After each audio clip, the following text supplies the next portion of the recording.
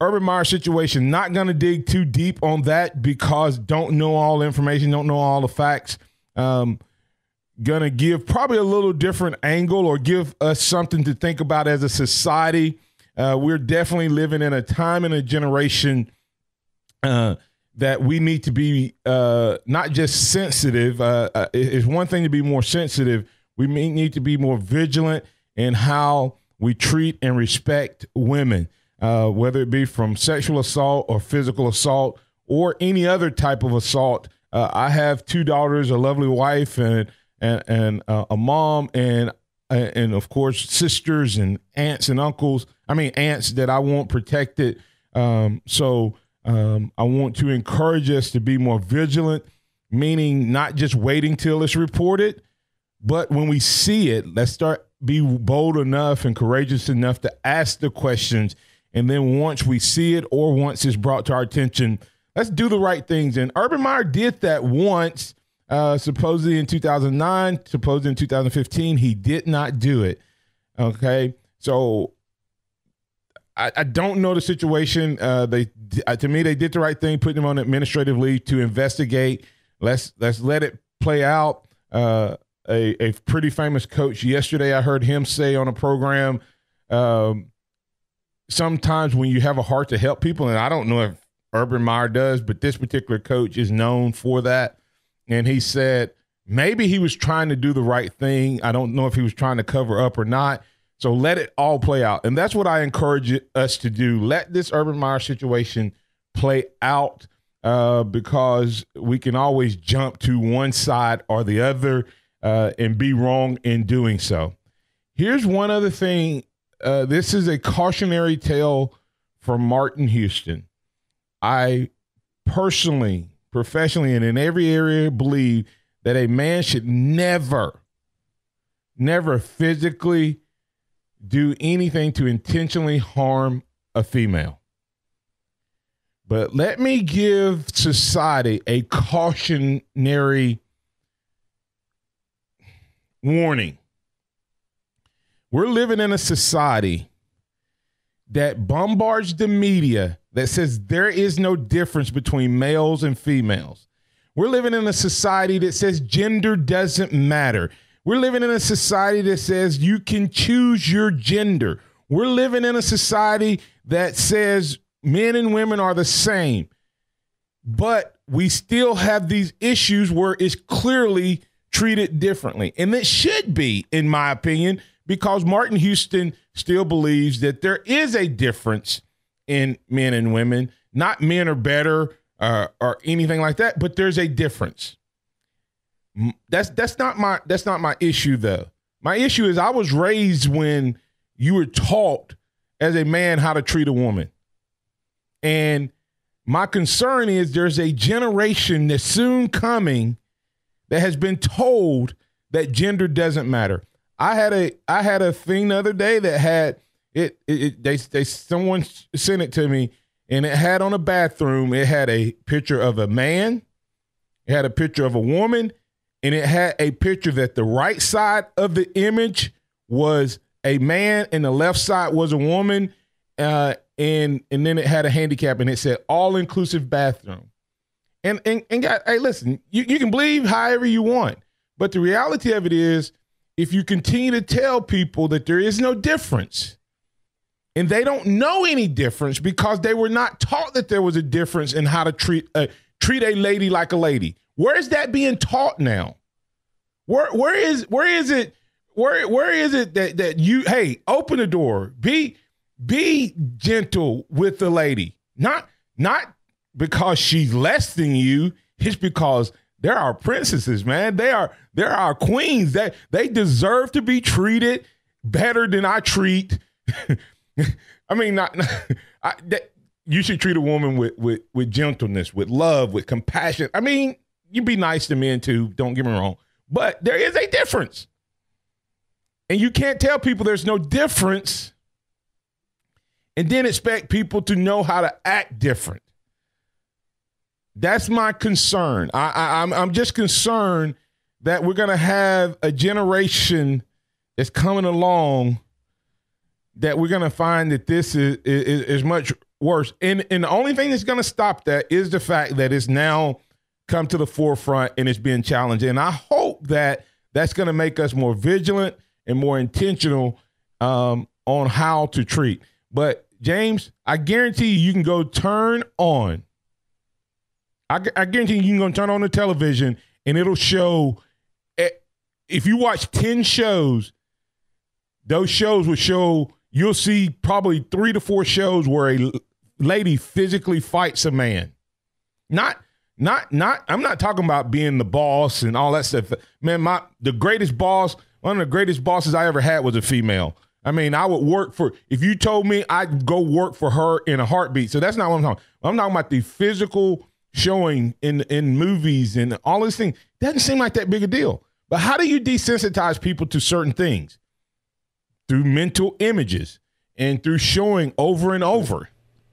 Let's say repetition. Yes. I mean, you look at whether it's basically what you just mentioned as far as what the LGB, however many alphabets are in there now, what it really started about. And we kind of talked about this before the show, what you're mentioning, what you grew up on, really what I grew up on with my parents as well, as far as those kind of core traditional values that probably a lot of our listeners right now grew up on.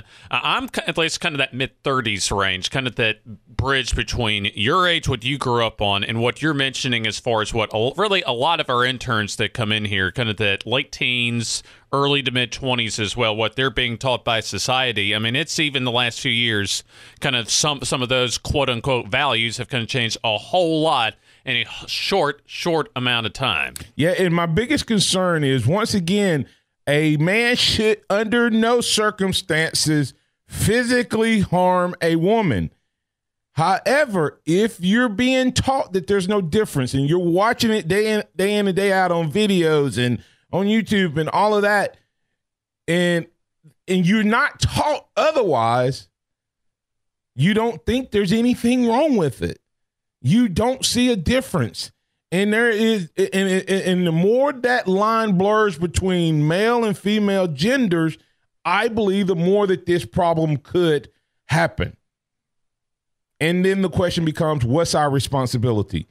Our responsibilities as leaders is to report it, not necessarily police it, but it is to be vigilant about it. In other words, it is our responsibility. If you think it exists, ask the question. If you see that it exists, report it. Do not cover it up. Do not hide it.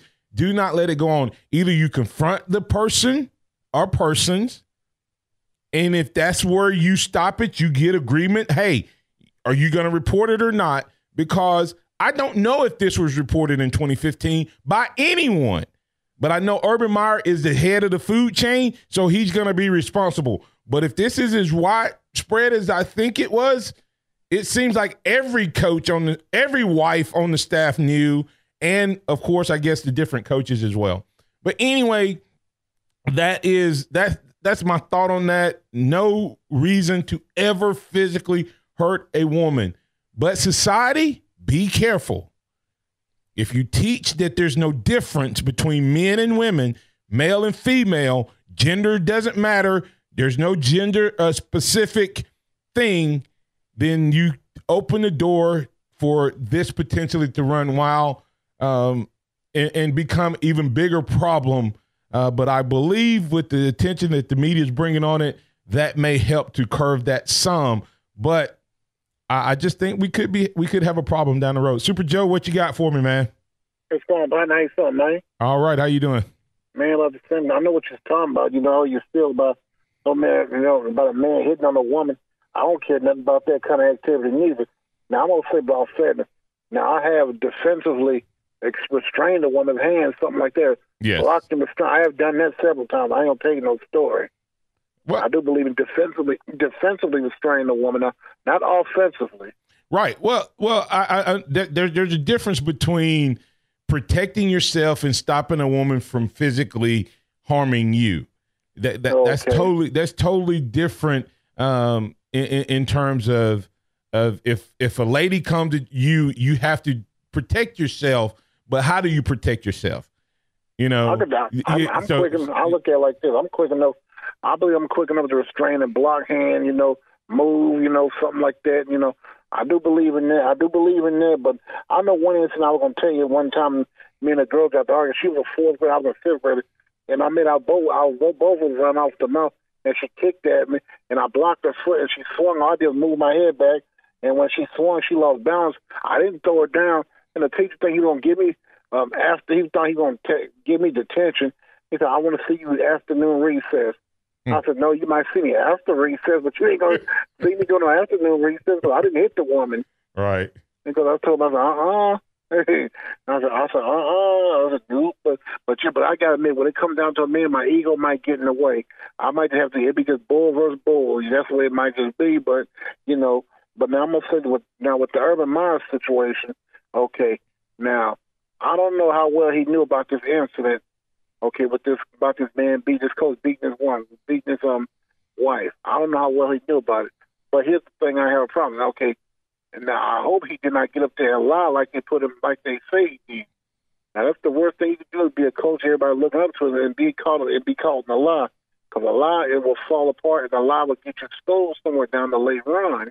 Yeah, and I think Super Joe, I think that's kind of where this story is going to make or break it, is the fact that last week Urban Meyer, if I understand the story correctly, denied knowing anything about it, and people are having a hard time believing that, because the text between Urban Meyer's wife and the young lady who was abused, and she sent pictures and there's text, and they had the conversation that, hey, I'm going to have to tell my husband, Urban Meyer.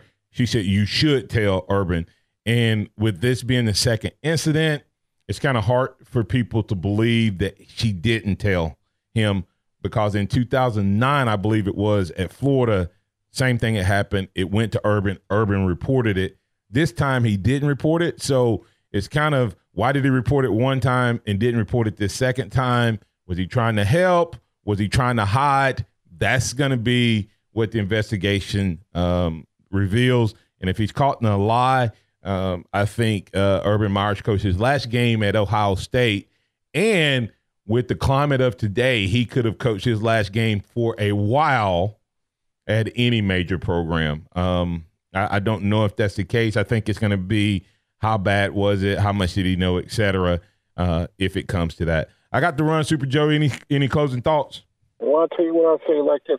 If he coached the last game at Ohio State, I think it's going to be looking at Penn State and Iowa for the Big Ten champions. That's the way I'll say it, but I'm going to leave it alone. It's about the SEC and the Crimson Tide with me. Roll Tide. Roll Tide, Super Joe. All right, man. You ready for Saturday? Oh, I'll be real about it. My chair's already out there. I'm the first one in line. I told Ron Fowler that the other day, and I told also Gary Harrison, Rodney Orr that, and stuff. I already got my chair out there already. So all right, I got to have a day off tomorrow. I got to get off at 11 o'clock at night tomorrow, and what I do is I go back there and check on, see my stuff's still there, and then after I do that, that's going to be all. And then after that, get ready to get on out there and get the autographs I need to get. All right. Take care, Super Joe. All right.